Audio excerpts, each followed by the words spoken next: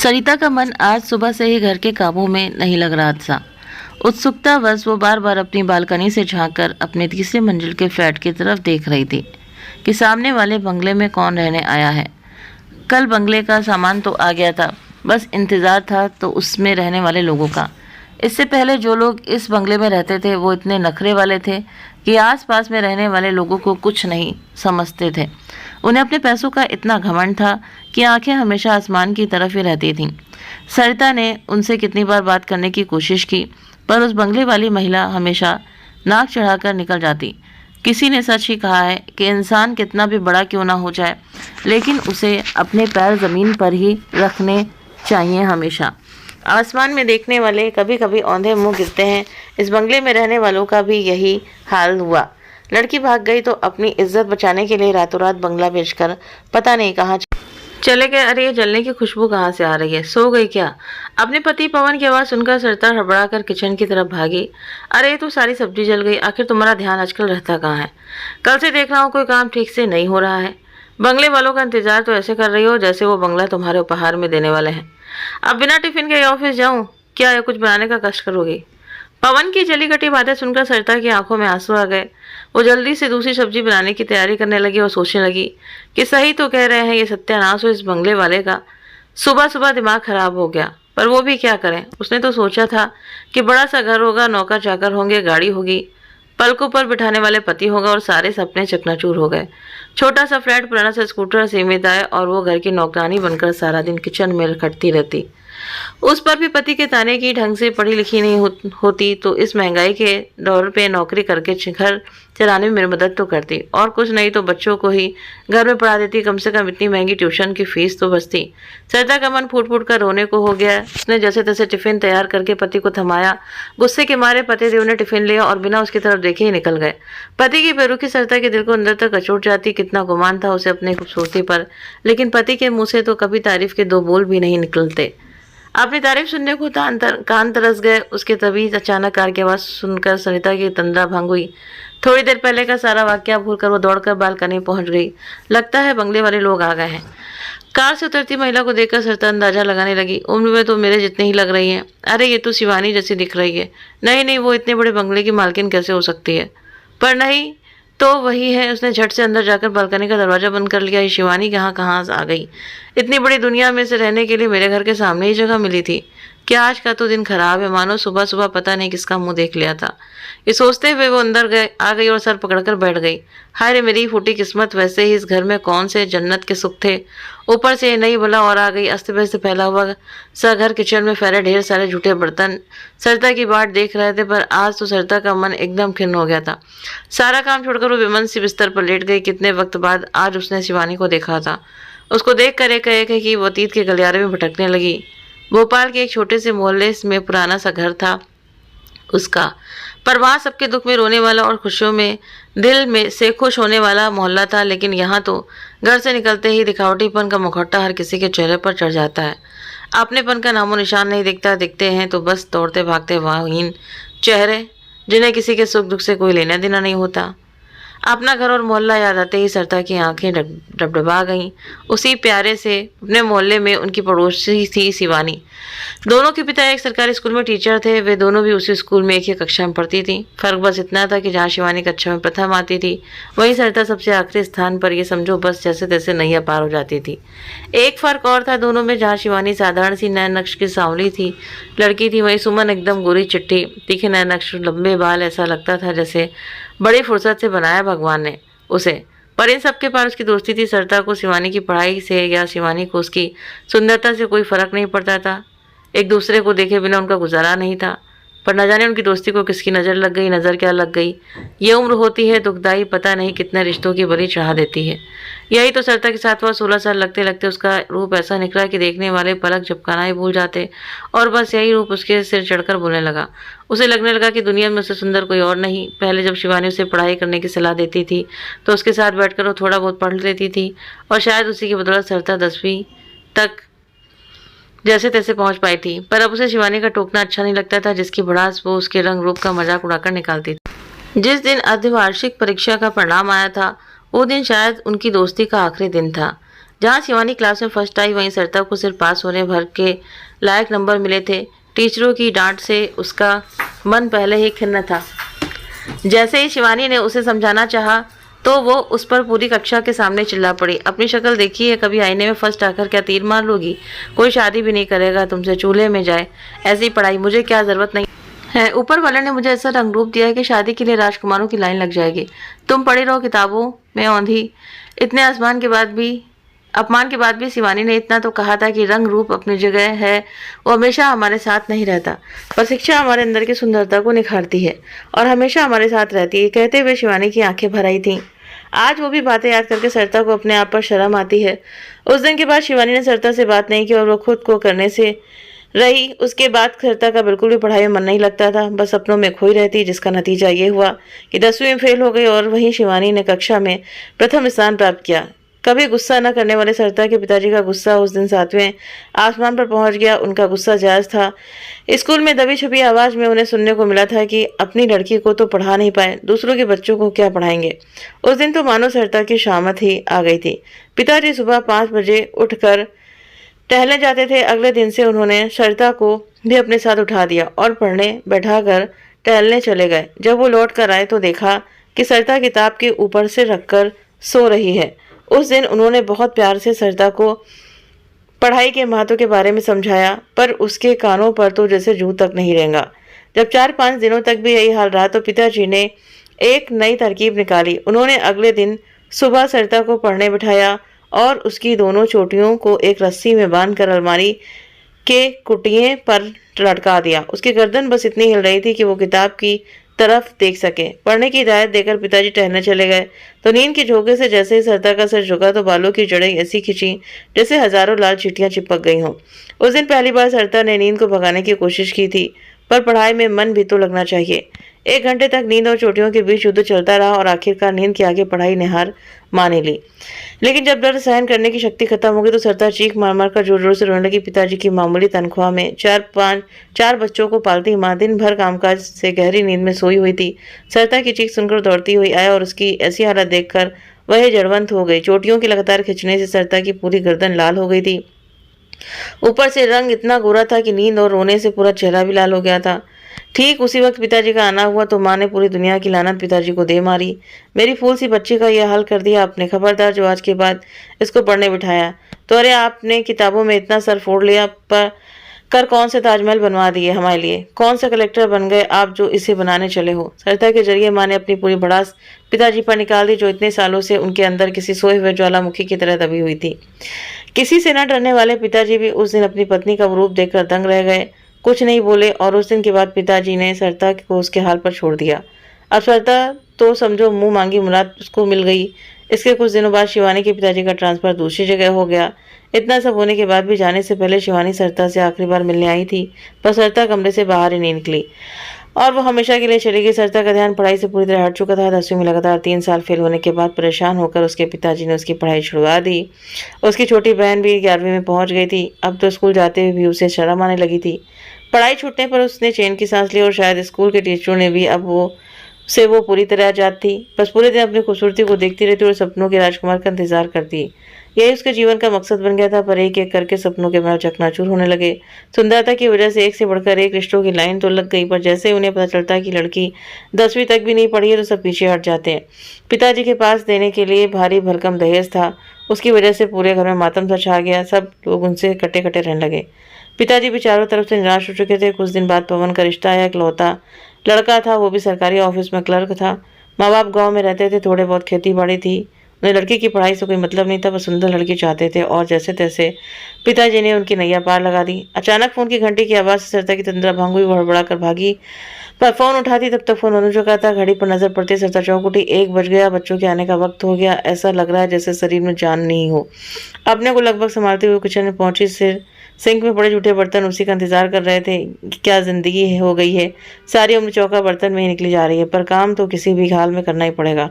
ऐसा सोचकर वो जैसे तैसे हाथ में चलाने लगी। शाम को पतिदेव ने चाय पीते हुए गौर किया कि रोज की अपेक्षा सरिता के चेहरे पर कुछ ज्यादा ही मायूसी छाई हुई है। वो चुटकी लेते हुए बोल पड़े, क्या हुआ, तुम्हारी वो बंगले वाली औरत नहीं आई? क्या जो चेहरे पर मातम छाया हुआ है। नहीं नहीं, ऐसी कोई बात नहीं है, वो तो आ गई है, आपको पता है वो कौन है। अरे भाई, मैं कोई अंतर्यामी थोड़ी हूँ जो मुझे ऑफिस में बैठे बैठे पता चल जाएगा। वो मेरे बचपन की सहेली शिवानी है, सरिता ने कहा तो पवन खुशी से बोला, अरे वाह, ये तो बहुत अच्छी बात है।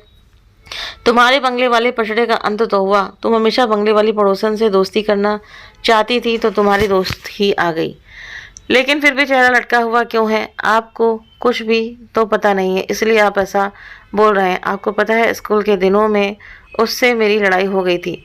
अब किस मुंह से जाऊंगी उसके सामने? इतना सुनना था कि पतिदेव चाय का कप टेबल पर रखते हुए बोले, ऊपर वाला बचाए, तुमसे क्या बच्चों जैसी बातें कर रही हो? उसके सामने नहीं जा सकती तो क्या घर में चुप कर रहोगी? बंगले वाले यहाँ घूमने नहीं आई, रहने आई है। इतना कहकर पवन अंदर चला गया। सुबह से पति की डांट शिवानी को देखकर सारे दिन का तनाव, शाम को फिर से पति की फटकार सुनकर सरिता के सबर का बांध टूट गया। वो बाथरूम में घुसकर फुट फुट कर रो पड़ी। सबके सामने तो रो भी नहीं सकती थी। आंसू देखते ही पतिदेव फिर से चिल्ला पड़ते।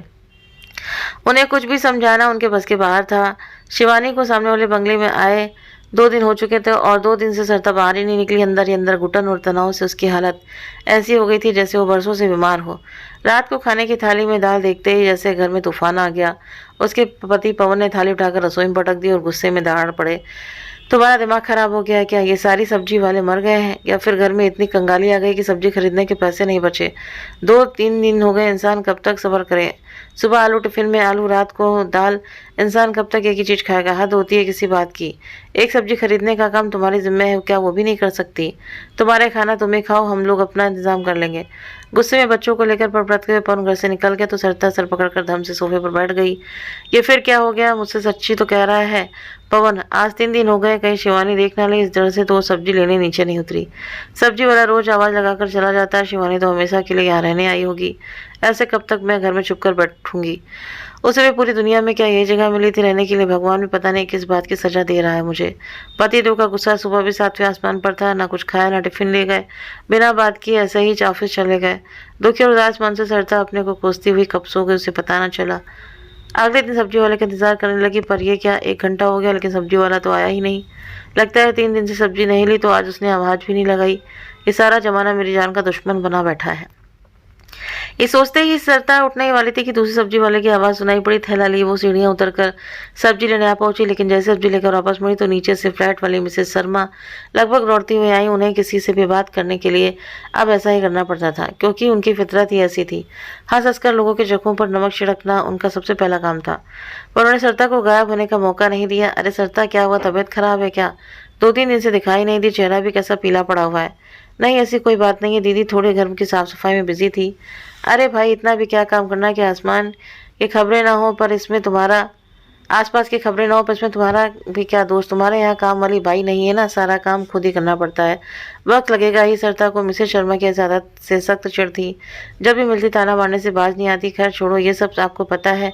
सामने वाले बंगले में जो औरत आई है ना, वो पहले वाली से बिल्कुल अलग है। इतनी अमीर है पर घमंड जरा भी नहीं है, खुद भी बैंक में अफसर है। कल मैं शाम को घूमने के लिए निकली थी तब वो भी मिली थी। सारा दिन वो तो बैंक में ही रहती है लेकिन फिर भी रात को बाहर घूमने निकलती है। इसलिए बोल रही हूँ कि कभी कभी तुम भी कहीं घूम आया करो। उसकी बातें सुनकर सरिता के तन बदन में आग लग गई। वो कुछ कहने वाली थी कि तभी मिसेस शर्मा फिर से बोल पड़ी, अरे हाँ, मैं तो भूल गई थी, पुराने स्कूटर पर घूमने का क्या मजा आएगा। भाई साहब से बोलकर अब नई गाड़ी ले भी लो, इतना भी क्या कंजूसी करना। अच्छा मिसेस शर्मा, मैं चलती हूँ, मुझे बहुत काम है। खून का घूंट पीती हुई सरिता गुस्से के मारे बिना जवाब सुने ही सीढ़ियाँ चढ़ गई। सरिता को समझ नहीं आ रहा था कि वो मिसेस शर्मा के तानों से दुखी हैं या शिवानी के बैंक में अफसर होने पर। जो भी हो, एक बात अच्छी हो गई कि शिवानी दिन भर घर में नहीं रहती। उससे ज़्यादा छिपने की ज़रूरत नहीं है। वैसे भी वो घर से निकलती ही कितना है। 2 बच्चों के साथ खटारा स्कूटर पर कहीं जाने से तो उसे घर में रहना ज़्यादा अच्छा लगता है। बच्चे भी शायद जाना चाहते हैं, उन्हें बेशर्म आती है और पति भी कहाँ ले जाना चाहते हैं। ये सब सोचते हुए सरिता की आंखें भर आई। 8-10 दिन ऐसे बीत गए। सरिता की दिनचर्या में एक नया बदलाव आया था। वो ये कि उसने बालकनी में जाना लगभग बंद कर दिया था। वो चाहती थी कि जब तक हो सके तब तक शिवानी का सामना ना हो। रोज की तरह आज भी वो अपने रोजमर्रा के कामों में बिजी थी कि तभी माँ का फ़ोन आया। 3 दिन बाद छोटे भाई की सगाई है। माँ ने आने का आग्रह करके फ़ोन रख दिया तो सरिता सोचने लगी कि कितने बदल गए हैं सब। पर बदले भी क्यों ना उनकी तरह फालतू कोई नहीं है। दोनों छोटी बहनें सरकारी स्कूल में टीचर हैं, भाई भी सरकारी अफसर है। पिताजी को गुजरे तो 2 साल हो गए। याद आते ही उसकी आंखें भर आईं। मायके में माँ के अलावा उसे याद करने की किसी के पास फुर्सत ही नहीं। बहनें और भाई शादी की सालगिरह पर फ़ोन कर देते हैं बस। एक माँ है जो कम से कम महीने में एक बार फ़ोन कर उसका हालचाल पूछ लेती है। ऐसी खुशी के मौके पर भी क्या मैं सोचने बैठ गई। मायके जाने के ख्याल से सरता में खुशी की लहर दौड़ गई। अरे कितनी सारी तैयारी करनी है। आज 7 तारीख हो गई है, 10 तारीख को सगाई है। पति देव का मूड ना बिगड़े इसलिए सरता उनकी पसंद का खाना बनाने में जुट गई। क्या बात है, आज इतने दिनों बाद घर में ऐसा लग रहा है जैसे सचमुच खाना बना हो। बड़ी चहक रही हो, कोई लॉटरी लग गई है क्या? पवन ने घर में घुसते ही पूछा तो सरता बोली, आज माँ का फ़ोन आया था, रोहित का रिश्ता तय हो गया है, 13 तारीख को सगाई है, चलोगे ना? ये सुनते ही पवन के चेहरे की हंसी गायब हो गई। अरे मैं नहीं जा पाऊंगा, ऑफिस में बहुत काम है, बच्चों की पढ़ाई का भी नुकसान होगा, शादी में सब लोग चलेंगे, अभी तुम अकेली चली जाओ। ये सुनते ही सरता के सारे उत्साह पर पानी फिर गया। पर उसे इतना बुरा क्यों लग रहा है? ऐसा पहली बार तो नहीं हो रहा। मायके के किसी प्रोग्राम में हमेशा ऐसा ही होता है। खैर एक तरह से अच्छा ही हुआ। बच्चों के पास ढंग के कपड़े भी नहीं थे, खर्च करने से बजट गड़बड़ा जाएगा, शादी में तो खर्च करना ही पड़ेगा। ये सोचते हुए सरता ने अपना सूटकेस खोलकर साड़ियाँ निकाली। कुल मिलाकर 2-3 साड़ियाँ अच्छी थीं और एकमात्र शादी में चढ़ाया गया सोने का हार था जिसे पहनने में भी अब उसे शर्म आती थी, पर बिना पहले भी नहीं जा सकती। उसका मन खिन्न हो गया कि पता नहीं घर के समारोह में भी इतना दिखावा क्यों करना पड़ता है। ये सोचते हुए उसने हार निकाला और इसकी तो जो एक झुमकी टूट गई। अब क्या पहनूंगी? सोने का कुछ ना कुछ तो पहनना ही पड़ेगा। मंगलसूत्र तो बहुत ही हल्का है, अकेले उससे काम नहीं चलेगा। सुबह ऑफिस जाते वक्त इन्हें दे दूंगी, सुनार के यहाँ डाल देंगे, दिन में जाकर उठा लाऊंगी, परसों तो निकलना है। ये सोचकर सरता सो गई और सुबह पवन ने मनहार करके झुमके सुनार के यहाँ पहुँचा दी। फिर जल्दी से घर के काम निपटा कर दोपहर में वो झुमकी लेने बाजार की तरफ चल पड़ी। बाजार पास ही था इसलिए पैदल ही चली गई। मायके जाने के उत्साह में शिवानी कब उसके दिमाग से उतर गई उसे पता ही नहीं चला। तेज कदमों से चलते हुए वो सुनार की दुकान पर जा पहुंची। झुमकी उठाकर जैसे ही वो पलटी उसका मुंह खुला का खुला रह गया। सामने शिवानी खड़ी थी, वो भी उसे देखकर हक्की बक्की रह गई। कुछ पल बाद दोनों को जैसे ही होश आया तो खुशी से चीखते हुए शिवानी उससे लिपट गई। हाय, मैंने तो कभी सपने में भी नहीं सोचा था कि तुमसे कभी मुलाकात होगी। एक पल को तो मैं ये पहचान नहीं पाई कि तू ही है या कोई और। कितनी बेडौल हो गई है, पर तू तो बिल्कुल वैसी की वैसी है, जरा भी नहीं बदली। सरता ने जबरन मुस्कुराते हुए कहा तो शिवानी बोली, तू यहाँ क्या कर रही है? क्या इसी शहर में रहती है? कहाँ है तेरा घर? तेरे पति क्या करते हैं और बच्चे? एक ही लय में शिवानी बोलते जा रही थी। अरे बस बस, सांस तो ले ले। मैं कहाँ भागे जा रही हूँ? परसों रोहित की सगाई है, कान की झुमकी लेने आई थी। मुझे कल ही निकलना है, आज बहुत काम है, बातें तो फिर होती रहेंगी। सरता की बेरुखी शिवानी समझ नहीं सकी। वो तो खुशी के मारे अपनी हीरो में बोले जा रही थी। अरे वाह, क्या बात है, छोटा सा रोहित इतना बड़ा हो गया है। अपने पुराने मोहल्ले को देखने का बहुत मन कर रहा है, पर अभी अभी नए घर में शिफ्ट हुई हूँ। पहले ही बैंक में बहुत छुट्टियाँ ले चुकी हूँ। आज भी घर के कुछ काम निपटाने हैं थे, छुट्टी पर नहीं तो मैं भी तेरे साथ चलती, सभी से मिल तो लेती। खैर कोई बात नहीं, तू जब लौट कर आएगी तो तेरी बातें सुनकर ही वहाँ की यादें ताज़ा कर लूँगी। ले, तुझे देखकर तो मैं सब भूल गई। रुक जा, मैं जरा कड़े की डिज़ाइन सुनार को बता दूं, फिर चलते हैं। ये बोलकर शिवानी सुनार की तरफ मुड़ी। ओहो, जिस बला से बच रही थी वो इस तरह मेरे सामने आएगी सोचा नहीं था। कहीं झुमके ना देखने लगी। जल्दी से रुमाल में लपेट कर उसने पर्स में डाल लिया। शिवानी का अपनापन उसे दिखावा लग रहा था। वो सोच रही थी कि मेरी हालत को देखकर तो ये ज़रूर पूछेगी, क्या हुआ तेरी सुंदरता को? सपनों का राजकुमार नहीं आया लेने? पर अब तो इससे बचना मुश्किल है। सरता रोआसी से उठी, तभी दुकान से बाहर आते हुए शिवानी बोली, चल अब बता तेरा घर किधर है? पहले मेरे यहाँ चलते हैं, चाय पियेंगे, फिर मैं तुझे तेरे घर छोड़ दूंगी। नहीं, आज नहीं, मुझे बहुत देर हो रही है। चुप रह, मैं कोई बहाना नहीं सुनने वाली। 1 आध घंटे में कुछ नहीं बिगड़ने वाला। चल बता किधर है तेरा घर? पास में है, सतगुरु अपार्टमेंट में रहती हूँ। ये सुनते ही शिवानी लगभग उछल पड़ी। क्या बात कर रही है? उस अपार्टमेंट के सामने ही तो मेरा बंगला है। हाथ हो गई यार, हम दोनों 10 दिनों से एक दूसरे के पास रह रहे हैं और एक दूसरे को दिखे भी नहीं। ये तो कमाल ही हो गया। मुझे तो यकीन ही नहीं हो रहा था कि मेरी सबसे प्यारी दोस्त मुझे मेरे पड़ोस में ही रहती है। अब हमारा बचपन फिर से जुटेगा। शिवानी खुशी से फूली नहीं समा रही थी। अरे क्या हुआ, तेरा चेहरा क्यों उतरा हुआ है? कई पुरानी बातें तो याद नहीं कर रही? मैं तो सब कब की भूल चुकी हूँ, तू भी भूल जा। बातों बातों में घर ही आ गया, चल चाय पीते हैं। शिवानी ने कार बंगले की पार्किंग करते हुए कहा। नहीं नहीं, फिर आऊँगी, चलना यार। शिवानी उसका हाथ पकड़कर लगभग खींचते हुए अंदर ले गई। बंगले की शानो शौकत देखकर सरता की आंखें फटी की फटी रह गई। ऐसा सामान, ऐसी दुर्लभ पेंटिंग, हर चीज़ आलीशान, जिधर नजर जाती ठहर जाती। ये सब तो उसने सिर्फ फिल्मों में ही देखा था। यही तो उसका सपना था। कहाँ खो गई? चल बेडरूम में बैठते हैं, शिवानी ने कहा तो सरता मंत्रमुग्ध सी उसके पीछे चल पड़ी। यहाँ आराम से बैठ, भोला जरा चाय नाश्ता ले आना। सरिता जैसे ही बैठने को हुई, उसकी नज़र बेड पर बिखरे जेवरों पर पड़ी। हैरानी से उसका मुंह खुला का खुला रह गया। इतने सारे जेवर, वो भी एक से बढ़कर एक। तू भी क्या सोचेगी, कैसा फैला हुआ पड़ा है। तू तो जानती है मुझे शुरू से सादगी से रहना पसंद है, पर उनकी बिजनेस पार्टियों में उनकी खुशी के लिए ये सब पहनना पड़ता है। रात एक पार्टी में गए थे, समझ नहीं आ रहा था कि क्या पहनूं, तो सारे निकाल लिए, रखने का वक्त नहीं मिला। ये भोला भी अभी तक चाय लेकर नहीं आया। तू बैठ, मैं भी देख कर आती हूँ। शिवानी उसके मन की हालत से पूरी तरह बेखबर थी। श्रद्धा को तो जैसे कुछ सुनाई नहीं दे रहा था। उसकी नज़र तो डायमंड नेकलेस पर अटक गई थी, जो बिल्कुल उसके पास ही पड़ा था। इतना खूबसूरत नेकलेस तो उसके कभी सपने में भी नहीं देखा था, ना ही वो उसकी कीमत का अंदाजा लगा सकती थी।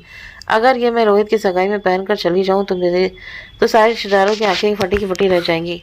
अगर मांगू तो शिवानी क्या सोचेगी। नहीं नहीं, चुपचाप उठा लूँ तो, पर कहीं किसी ने देख लिया तो, कोई भी तो नहीं है यहाँ। उसने पर्स में से रुमाल निकालकर झट से उस पर पटक दी। इधर उधर देखकर फिर झट से रुमाल के साथ नेकलेस उठाकर पर्स में डाल लिया। नौकरों के भरोसे तो कोई काम नहीं होता। गरम गरम चाय पी, शिवानी ने बेडरूम में घुसते ही कहा तो सरिता ने इतनी गर्म चाय घूंट में पी ली और उठ खड़ी हुई। अरे बैठना, शिवानी ने कहा तो सरिता घबराते हुए बोली, नहीं शिवानी, मैं तो भूल गई थी, मुझे प्रेस वाले के यहाँ से साड़ियाँ भी उठानी है, मैं फिर आऊँगी। शिवानी के कुछ कहने से पहले उसने ऐसी दौड़ लगाई जैसे पीछे भूत पड़े हों, और फिर उसने घर में घुसकर ही सांस ली। लेकिन जब कुर्सी पर बैठी तो एहसास हुआ कि ये क्या किया मैंने, चोरी की, वो भी शिवानी के यहाँ। ये चोरी है, चोरी थोड़ी है। 2-3 दिन की बात है, शादी के बाद लौट कर उससे मिलने जाऊंगी और धीरे से वहीं रख दूंगी। बन के दूसरे कोने में आवाज आई। पर्स से नेकलेस निकाल कर आईने के सामने गले पर लगाता ही सरिता की सारी गलानी बह गई। वाह क्या लग रही हूँ मैं, सब देखते रह जाएंगे। उसने जल्दी से नेकलेस को सूटकेस में रख लिया। बच्चे पढ़ाई कर रहे थे, पतिदेव के आने में भी वक्त था। आज का ही दिन बाद उसने बालकनी का दरवाजा खोलकर ताजी हवा को महसूस किया था। बंगले से शिवानी निकलती हुई दिखाई दी। अरे ये तो इधर ही आ रही है लगता है। उसे पता चल गया कि मैंने उसका नेकलेस चुराया। अब क्या करूँ, क्या सोचेगी मेरे बारे में। मेरी हिम्मत ही मारी गई थी जो मैंने ऐसा नीच काम किया। क्या करूँ। जल्दी से बालकनी का दरवाजा बंद कर बच्चों को हिदायत दी कि कोई आकर पूछे तो कहना कि मम्मी बाहर गई हैं, देर से आएंगी। सरिता सांस रोके अंदर जाकर बैठ गई। घंटी बजते बेटे ने दरवाजा खोला। क्या है। सरिता का घर है। जी आंटी, पर मम्मी घर पर नहीं। अच्छा कोई बात नहीं, मैं बाद में आऊँगी। ये घर शिवानी वापस चली गई। उसके जाते ही सरिता की जान में जान आई। शुक्र है बच गई, बस कल ट्रेन पकड़ लूँ। सारी रात चिंता के मारे सरिता सो नहीं सकी। सुबह पति और बच्चों के जाने के बाद वो जल्दी जल्दी जाने की तैयारी करने लगी। 10 बजने ही वाले थे कि सूटकेस उठाकर उसने ताला लगाया, चाबी पड़ोस में देकर सीढ़ियाँ उतरने लगी। पर ज़्यादा गर्मी न होने के बाद भी पसीने से तरबतर हो रही थी। भगवान का लाख लाख शुक्र है कि ऑटो सामने ही दिख गया। बिना मोल भाव किए सरिता जल्दी से ऑटो में बैठकर स्टेशन के लिए निकल पड़ी। क्या शिवानी पीछे से आवाज़ दे रही थी। नहीं नहीं, ये मेरा भ्रम होगा। जैसे तैसे स्टेशन पहुंचकर वो अंदर घुसी ही थी कि सचमुच पीछे से शिवानी के पुकारने की आवाज़ सुनकर उसके होश उड़ गए। अब तो ऊपर वाला भी मेरी इज्जत की धज्जियां उड़ाने से नहीं बचा सकता। झूठी शान के चक्कर में मेरी मति मारी गई थी जो मैंने ऐसा नीच काम किया। अब शिवानी से आंखें कैसे मिलाऊंगी। हे भगवान, काश ये धरती फट जाए और मैं उसी में समा जाऊं। क्या करूं, कहाँ जाऊं, ये सोच ही रही थी कि तभी हाँफती हुई शिवानी आई। कब से आवाज़ दे रही हूँ, सुन नहीं रही है। कल तेरे घर आई थी तो भी नहीं मिली। अभी ऑटो में बैठी तभी आवाज़ लगाई, पर शायद तू नहीं सुन पाई। सरिता को काटो तो खून नहीं। अरे उस दिन तू मेरे घर आई थी ना, शायद जल्दबाजी में तेरी झुमकी वहीं गिर गई थी, उसे ही लौटाने आई थी। मैं तो सोच सोच कर परेशान हो रही थी कि अगर नहीं दे पाई तो तू वहाँ क्या पहनेगी। चल अब मैं निकलती हूँ, पहले ही बैंक के लिए लेट हो रही हूँ। तू वहाँ से आजा, फिर मिलते हैं। इतना कहकर शिवानी वहाँ से जाने लगी तो सरिता को अब काटो तो खून नहीं। उसने शिवानी को आवाज़ लगाई। शिवानी ने पीछे मुड़कर देखा तो सरिता की आंखों से झरझर आंसू बह रहे थे। अरे क्या हुआ, तू रो क्यों रही। शिवानी प्लीज़ मुझे माफ़ कर दे, मैंने तेरा ये डायमंड का हार चुरा लिया था। मुझे पता है कि तुझे उस हार का पता चल गया, लेकिन फिर भी तूने उस हार की कोई चर्चा नहीं की, बल्कि मेरा झुमका देने वापस आ गई। अब तू मुझे जो सजा देगी मुझे मंजूर है। ये कहकर सरिता शिवानी के गले लगकर फुट-फुट कर रोने लगी। शिवानी तो पहले से ही जानती थी क्योंकि उसने कैमरे में सब कुछ देख लिया था, लेकिन वो भी उसकी मजबूरी समझ रही थी, इसलिए उसने कुछ नहीं कहा और सरिता के आंसू पोंछते हुए बोली, अरे माफ़ी किस बात की, दोस्ती में सब चलता है। तू खुशी खुशी रोहित की सगाई में जा और फिर आकर मुझे भी बता कैसा रहा सब कुछ वहाँ। अब मैं चलती हूँ और तुम्हारी भी ट्रेन आ गई। सरिता को ट्रेन में बिठाकर शिवानी अपने बैंक के लिए निकल गई, पर सरिता आंखों में आंसू लिए शिवानी को जाते हुए देखते रही कि वो किस मिट्टी की बनी है तू। शिवानी, बचपन से इतना अपमान किया मैंने तुम्हारा, लेकिन फिर भी तूने अपनी दोस्ती कायम रखी। आज सरिता को अपने के पर बहुत पछतावा हो रहा था कि काश उस वक्त शिवानी के साथ पढ़ लेती तो आज मैं भी आत्मनिर्भर होती, पर पछताने से क्या हो। जब चिड़िया चुग गई खेत तो दोस्तों आपको ये कहानी कैसी लगी कमेंट करके ज़रूर बताएं। वीडियो पसंद आया हो तो वीडियो को लाइक करें, शेयर करें और हमारे चैनल को सब्सक्राइब करना ना भूलें। मिलते हैं आप सभी से नेक्स्ट वीडियो में नई कहानी के साथ में। Thank you.